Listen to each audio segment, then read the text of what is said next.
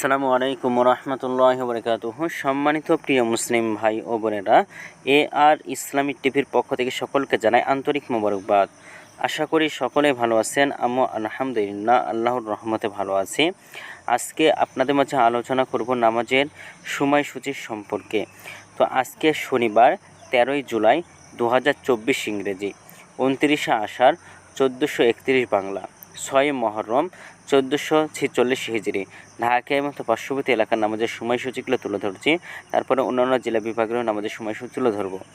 আজকে ঢাকা এবং তার পার্শ্ববর্তী এলাকার তাহাজ্জুদ এবং সেহরির শেষ সময় হলো 3:48 আজকে ফজর ওয়াক্ত শুরু হয়েছিল 3:53 এবং ফজর ওয়াক্ত আজকে শেষ হয়েছে 5:19।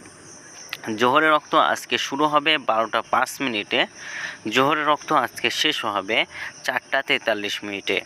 আসরের রক্ত আজকে শুরু হবে 4:44। আসর রক্ত আজকে শেষ হবে 6:48।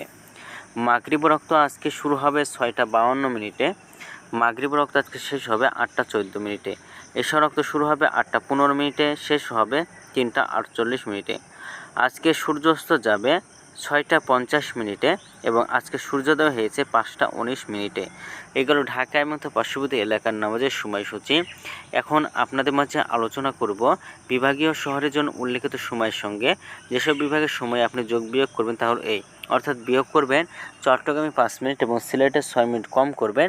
ঢাকা এবং পার্শ্ববর্তী এলাকার যে নামাজের সময়সূচিটা রয়েছে সেখান থেকে চট্টগ্রামে 5 মিনিট এবং সিলেটে 6 মিনিট কম করে গণনা করবেন, তাহলে হবে।